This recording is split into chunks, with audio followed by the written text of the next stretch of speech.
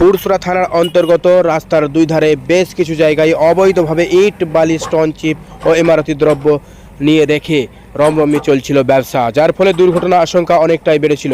Hooghly SP rural SP কামন আশিস সেনের নির্দেশ মতো পুরসরা থানার ওসি শুভজিৎ দে রাস্তার উপরে সমস্ত ইমারতি দ্রব্য ব্যবসায়ীদের থানায় ডেকে প্রশাসনিক বৈঠকের মাধ্যমে সাফ জানিয়ে দেন, যদি রাস্তা থেকে ইট বালি স্টোন চিপ বা অন্যান্য ইমারতি দ্রব্য রাখা হয় এরপরে তাহলে পরবর্তী ব্যবস্থা নেবে প্রশাসন।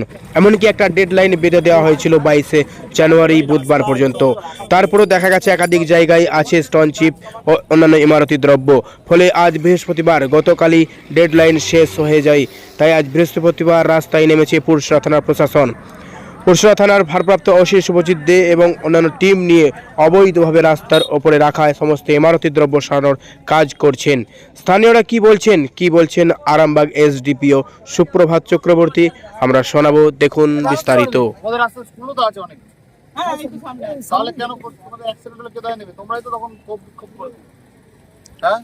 তখন তো ভুলে যাবে, তোমার জন্য হয়েছে, তাই না? 3-4 দিন নয়, আজকে আর কালকে, আজকে সারা রাত আর কালকে সকাল, তার মধ্যে পরিষ্কার করতে হবে। এখানটা টোটালি পরিষ্কার হয়ে যাবে। আমরা শুধুমাত্র আপনার ঘরের মাল বলে এইটুকু ছেড়ে দিলাম। এটা যদি অন্য কোনো দোকানের মাল হতো নিয়ে চলে যেতাম, কিন্তু ঠিক আছে, বলে দিলাম আপনাকে। এরকম গাড়ি আজকে এরকম হচ্ছে, এরকম গাড়ি বা ইটের গাড়ি অনেক দিনই থাকে, এরকম রাস্তায় থাকে, আজ বলে না, অনেক দিনই থাকে। এই যে পুলিশ এরা করেছে, এটা ভালোই কাজ করেছে, প্রশাসনের ভূমিকা ভালোই, এরকম যেন থাকে, ভালো। পুলিশ প্রশাসন চাইছে রাস্তা ক্লিয়ার করতে। হ্যাঁ, করুক। কি নাম আপনার?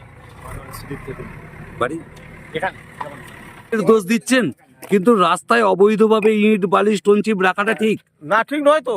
তাহলে আপনারা আপনি বলছেন যে মদ খেয়ে গাড়ি চালিয়ে ধাক্কা মরে মরবে। আমি বলছি যে একটা সার্কুলার করতে হবে 3 ফুট কি 4 ফুট রেখে, কিন্তু এই যে ঘর বেরিয়েছে তার মান করে রান্নার তার ঘর করতে পারবে না, তাহলে মাঠে তাতে কি করে যাবে? কিন্তু তাহলে রাস্তার উপরে রেখে ঘর করতে হবে, এরকম নিয়ম সার্কুলার পশ্চিমবঙ্গ সরকারকে এরকম সার্কুলার দিয়েছে।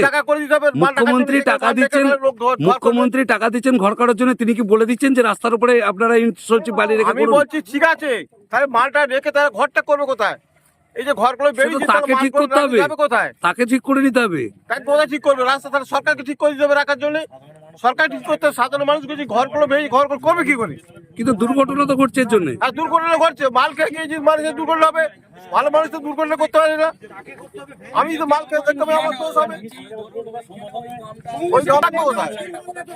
যে হুগলি রুরাল পুলিশ যিনি আছেন এসপি কামন আশিস সেনের, কদিন আগেই তিনি বার্তা দিয়েছিলেন যে মহকুমা জুড়ে রাস্তার ধারে যেসব বালি ইট পাথর ব্যবসা চলছে সেক্ষেত্রে দুর্ঘটনা প্রায়ই বাড়ছে। তো সেক্ষেত্রে তো একটা ডেডলাইন বেঁধে দিয়েছিলেন স্যার, এসপি স্যার।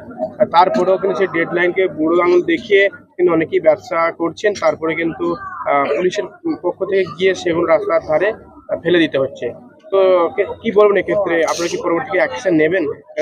আজকে এই 23শে জানুয়ারি, আজকে নেতাজির জন্মদিন। আর স্বামীজির যে বাণী ছিল তার মাধ্যমে আমাদের ভারতবাসী পূর্ণ স্বাধীনতা লাভ করেছিল, এবং সেইখানে বলাই ছিল যে নিজেদের আত্মসম্মান।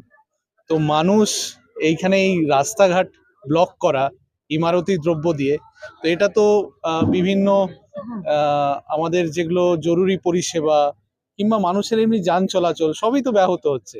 তো আমাদের নিজেদেরকে তো এটা ঠিক করতে হবে, আমাদের কেন পুলিশের তরফ থেকে বলতে হবে? হ্যাঁ, আমাদেরকে যখন আর এসপি স্যার যখন বলে দিয়েছেন, এবার আমরা পরপর এবার নোটিশ ধরাতে হবে, আর তো কিছু করার নেই, এবং আইনানুগ ব্যবস্থা নেওয়া হবে।